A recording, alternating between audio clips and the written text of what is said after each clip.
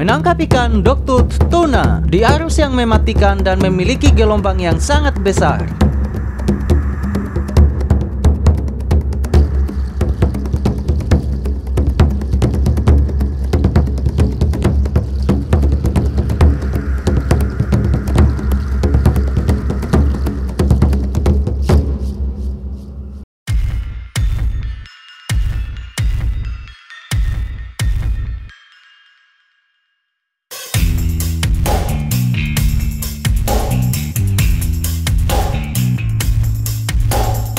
Biasanya untuk menangkap ikan tuna kita tidak perlu menyelam dalam, karena ikan tuna pada dasarnya bermain di permukaan air laut. Dan untuk mendapatkan ikan tuna itu biasanya kita mendapatkan secara untung-untungannya, karena biasanya ikan tuna bergerak terus tanpa henti. Palingan cuman berjalan lambat saja sih.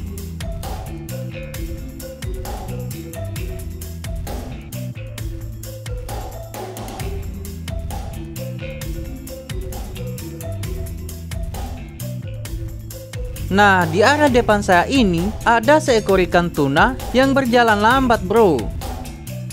Langsung saja saya tembak dan alhamdulillah kena. Ikan tuna ini memiliki daging dan kulit yang sangat lunak, sehingga untuk menariknya kita harus pelan-pelan ya, tarik ulur seperti layang-layang supaya tidak sobek dagingnya itu. Salah satu kelebihan lain dari ikan tuna memiliki sensasi tarikan yang sangat kuat, karena dia tidak pernah berhenti bergerak ya. Karena pada dasarnya alasan ikan tuna terus bergerak adalah karena membutuhkan oksigen yang sangat banyak. Jadi kesimpulannya ketika ikan tuna itu dia berdiam diri, mungkin dia akan sesak napas ya, akibat kurang oksigen. Bisa teman-teman perhatikan, daging ikan tuna ini besar sekali sobeknya akibat terkena mata panas saya. Seperti yang saya bilang tadi, kulit dan dagingnya itu sangat lunak sekali. Dan biasanya setelah saya mendapatkan ikan yang ukurannya agak besar seperti ini, maka akan langsung saya isi ke perahu ya. Jangan sampai dimakan predator, bro. Dan ini adalah contoh kasus di mana kalau kita menarik ikan tuna ini harus ekstra hati-hati atau ditarik ulur ya. Sedangkan di sini talinya itu saya kasih kencang sehingga membuat dagingnya itu sobek. Ditambah lagi kulitnya yang sangat lunak sekali ya. Dan akhirnya ikan dogtoothnya lepas. Berbeda dengan ikan drummerfish ini, karena memiliki sisik dan kulit yang tebal, walaupun hanya tipis mengenainya, dagingnya itu tidak terlalu sobek dan ikannya berhasil saya selamatkan. Di spot ini ikan lalosinya banyak sekali, bro. Tapi sayang sekali arus di sini sangat kencang sekali ini. Dan biasanya ketika arus sudah kencang seperti ini, saya akan naik ke atas perahu.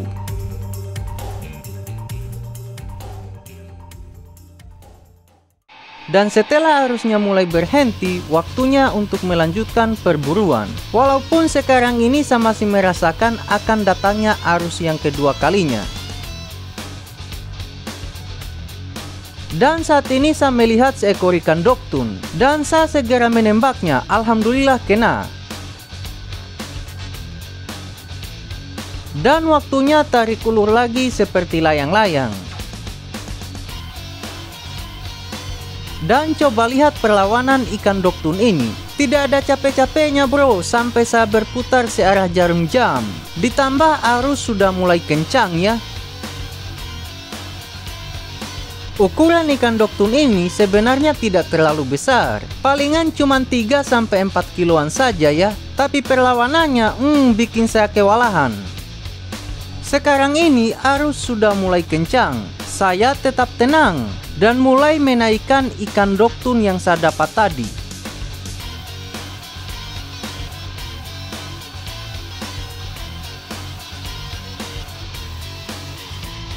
Setelah ikannya berhasil saya naikkan ke perahu, waktunya saya berpikir untuk naik juga ke atas perahu. Dan yang bikin saya setengah mati adalah Ketika arusnya sudah mulai kencang, maka akan menghasilkan gelombang yang cukup besar-besar. Sehingga untuk naik ke atas perahu, saya masih berpikir 2 kali. Karena dulu waktu dalam posisi seperti ini, saya pernah merasakan yang namanya terbalik.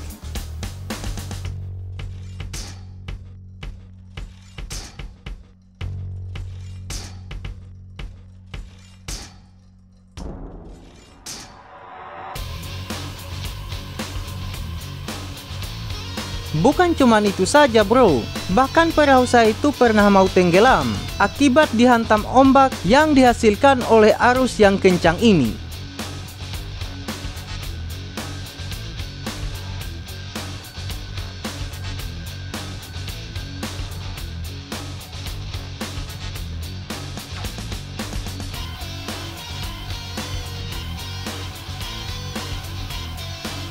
Kembali ke posisi saat ini. Di sini saya berpikir untuk menunggu arusnya itu dia reda, tapi sudah keburu malam.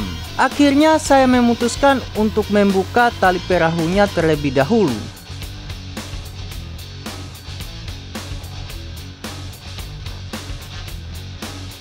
Setelah tali perahu mulai terbuka, saya pun mulai melawan arus, bertujuan untuk menjauh dari ombak-ombak yang dihasilkan oleh arus itu. Karena kalau saya memutuskan naik untuk sekarang, keseimbangan saya itu tidak akan terlalu bagus. Dan setelah saya rasa sudah mulai pas untuk naik ke perahu, saya pun langsung naik. Dan melawan arus seperti ini tidak disarankan untuk yang memiliki penyakit asma. Pertanyaannya adalah, ada yang mau coba?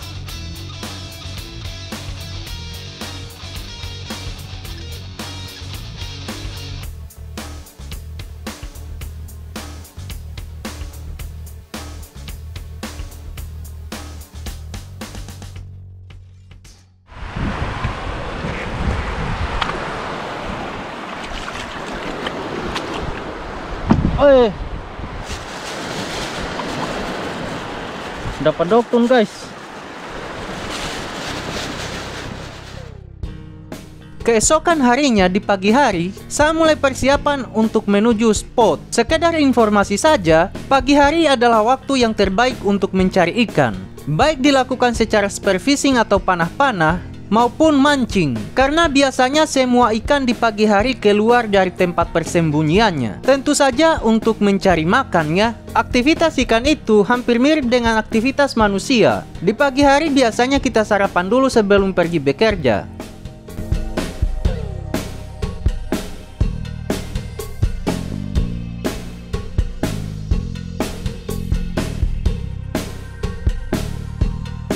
Di spot ini kalau kita cuma mau cari lauk untuk dimakan, di sini adalah solusinya. Akan tetapi kita harus bisa merasakan kapan datangnya arus dan juga harus siap fisik untuk melawan arus. Dan poin yang paling utama adalah kita harus punya nyali yang tinggi. Jadi ada saya punya teman, jangankan mau melawan arus seperti ini, dia melihat laut biru saja takut dan dia sering berprasangka buruk ketika melihat batu besar. Tapi yang lucunya adalah temanku itu kalau naik perahu pasti terbalik. Karena memang untuk naik perahu kecil ini, kecuali orang yang sudah biasa, sehingga keseimbangan kami itu sudah stabil sekali untuk naik perahu. Sedangkan orang yang tidak biasa naik perahu, auto goyang-goyang dan langsung terbalik.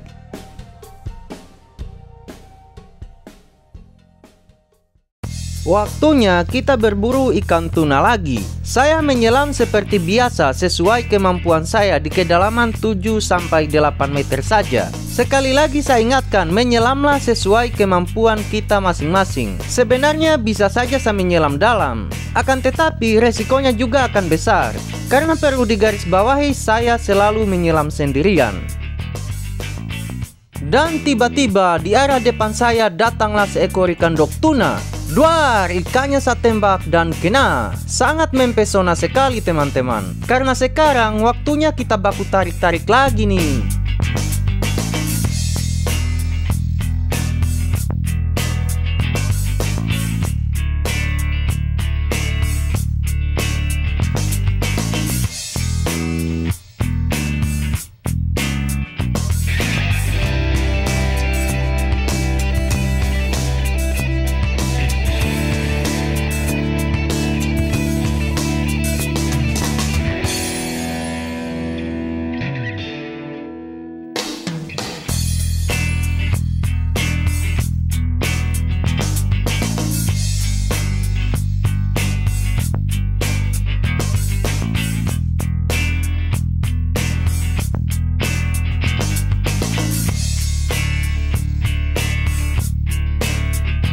Dan sebelum saya pergi ke spot selanjutnya, yang jaraknya itu mungkin cuma 50 meter. Di sini saya beristirahat sebentar dulu nih teman-teman.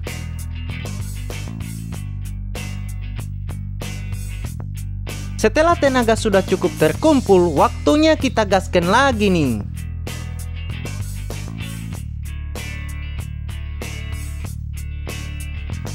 Dan belum lama saya turun dari perahu. Wow, di arah depan saya itu banyak sekali ikan doktun bro. Ini mah rezeki nomplok. Dan di sini saya berhasil mendapatkan ikan doktun yang ukurannya lumayan besar bro. Walaupun ikan doktunnya di sini banyak, akan tetapi ukurannya belum mencapai 10 kiloan ya. Hanya di kisaran 4-6 kilo saja. Tapi ini sudah lumayan daripada boncos.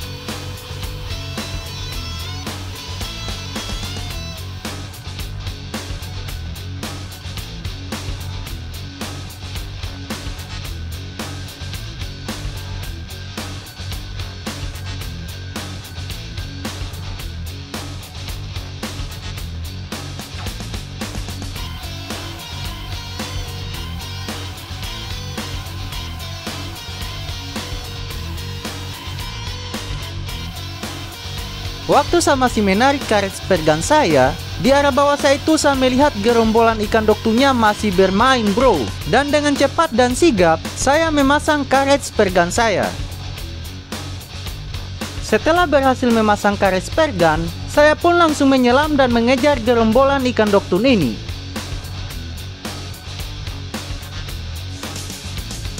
Sebelum saya menembak ikan doktun ini, saya keker baik-baik dulu bro, supaya tidak miss atau tidak kena. Setelah itu langsung saya tembak dan kena.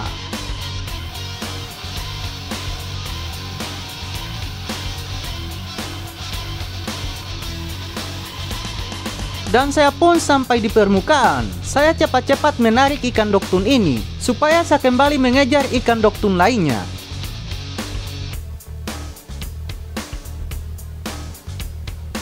Setelah berhasil mendapatkan ikan doktun yang tadi, gerombolannya itu sudah saya tidak lihat. Sehingga saya memutuskan untuk menyelam ke dasar saja dan melakukan strategi senyap merayap atau menunggu ikan.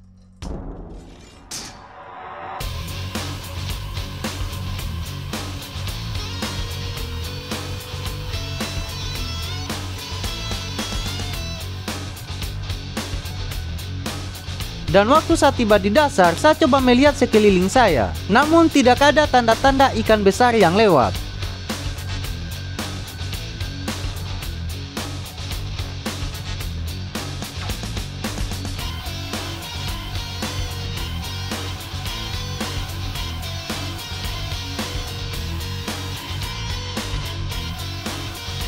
Karena tidak ada harapan ikan besar dia lewat, akhirnya saya memutuskan untuk naik ke permukaan. Tahu-taunya sebelum sampai ke permukaan, gerombolan ikan doktun itu kembali datang. Rezeki nombok lagi nih bro.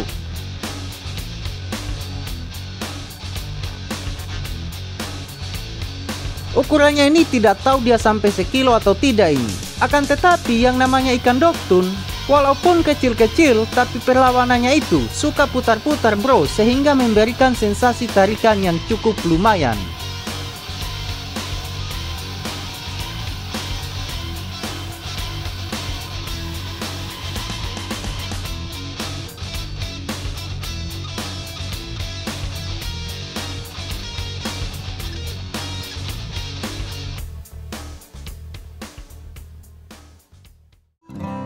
Jika kalian suka dengan video ini, jangan lupa like. Dan kalau tidak suka, jangan lupa dislike. Terima kasih sudah menonton video ini. Dan terima kasih juga sudah subscribe channel ini. Untuk itu, sehat selalu buat teman-teman semua. Murah rezeki dan sukses dunia akhirat. Amin. Tetap pantau dan see you in the next video. Bye-bye.